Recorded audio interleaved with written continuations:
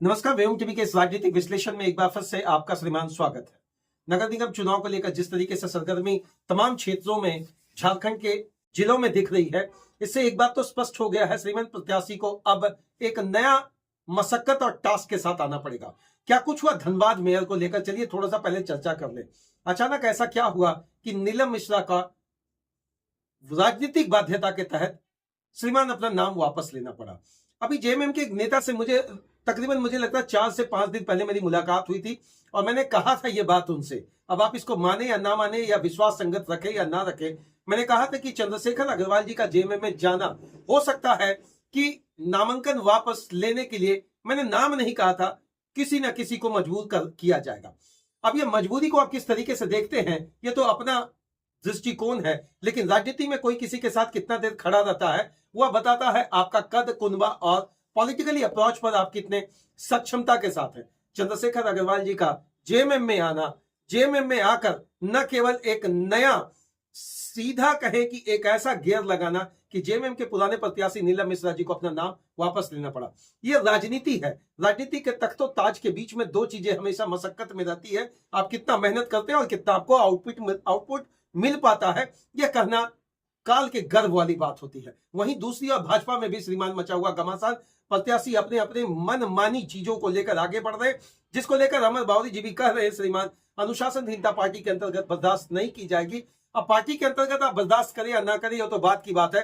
तत्काल नगर निगम चुनाव का जो दशा और दिशा तय करना है वह श्रीमान नामांकन की प्रक्रिया खत्म हो चुकी है, स्क्रूटनी खत्म हो गया और सिंबल भी श्रीमान मिल चुका। पार्टियों के बीच में जो घमासान मचा रहा था लंबे समय से वह था कि दलगत की जानी चाहिए। दलगत नहीं हो पाया और गैर दलीय चुनाव होने से श्रीमान किसको कितना फायदा मिल पाएगा, यही है फायदा सबसे नंबर 1। यदि आप दलगत करते और एक को कास्ट कर देते तो आप एट एनी कॉस्ट आप अपने स्टेटमेंट से बाहर नहीं जा सकते, अपने प्रत्याशी को बदल नहीं सकते थे। यही तो गैर दलीय चीजों में होता है श्रीमान कि अनुशासनहीनता तो दिखेगा और पार्टी उस सक्रियता के साथ उसको सबसे ज्यादा तवज्जो देगी जो सबसे अधिक फील्ड में वोट ला सकता है। वोट के अंतर्गत लंबा जो आपका सेवा है, समर्पण है, त्याग है और बलिदान, ये सारी चीजें राजनीति में बहुत मायने नहीं रखता यदि आपका कद कुनबा पॉलिटिकल अप्रोच के नियर अबाउट ना रहे। नियर बाई रहने से थोड़ा पार्टी सोचेगी, नियर बाई रहने से थोड़ा सा आपका समीकरण मजबूत किया जाएगा। चंद्रशेखर अग्रवाल जी का जेएमएम में आना हालांकि बीजेपी के लिए तो नुकसान जरूर है, लेकिन क्या जेएमएम को फायदा मिलेगा श्रीमान, इसका अभी आकलन करना मुश्किल है। चुनाव जितना जितना नजदीक आता चलाएगा श्रीमान इस समर में आपको सफल जरूर कराएंगे, लेकिन मैंने कहा था तगड़ी भाषा में, यह लकड़ी है श्रीमान, यह राजनीतिक झटका है श्रीमान, यह राजनीतिक वह प्रकाष्ठा है जहां पर आपके पुराने समर्थन में आप बेंच टेबल कुर्सी ढोकर पार्टी का झंडा कांधे पर रखकर जो जय जयकार लगाकर किसी को आगे बढ़ाते हैं, अगर जब आपका बढ़ने का समय आता है, जब आपका एक नया नेतृत्व आपके लिए खड़ा होता है, जब आपके लिए एक नया ऑप्शन बनकर आपके भविष्य को तराशने की बात रखी जाती है, तो श्रीमान बात वहीं आकर अटक जाती है कि भाई आपका ट्रैक रिकॉर्ड के साथ आपका हिस्ट्री रिकॉर्ड पॉलिटिकल जरूर खंगाला जाएगा।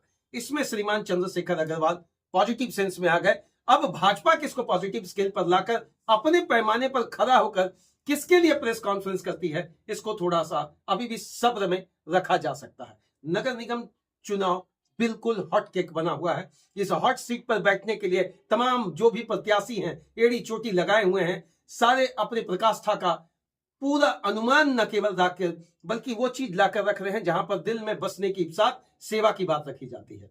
अधिक से अधिक कहा जा रहा कि 14 करोड़ कमाने वाले जिस प्रत्याशी का नाम सबसे अधिक अंकित किया गया, इसमें भैया 33 प्रत्याशी की बात रखी जा रही है।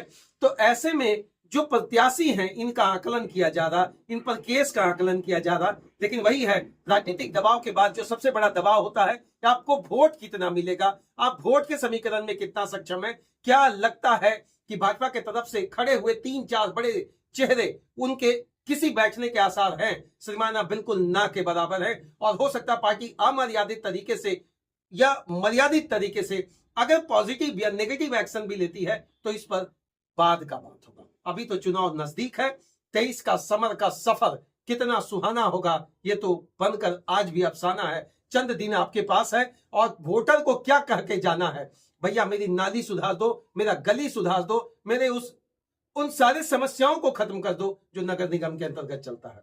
बहरहाल जेएमएम और भाजपा के अंतर्गत ऊहा-पूहा की जो स्थिति बनी थी पार्टी में किसको समर्थन देने को लेकर, वो आज भी यथावत है। आने वाले समय में यह पता चल पाएगा, कहीं इसका फायदा किसी तीसरे प्रत्याशी को, तीसरे कैंडिडेट को, तीसरे विकल्प के रूप में ना मिल जाए। तब तक के लिए आप सभी देखते रहे व्योम टीवी के इस पेज को, जहां राजनीतिक विश्लेषण की मुखरता के साथ मैं सदैव आपके साथ उपस्थित होता हूं।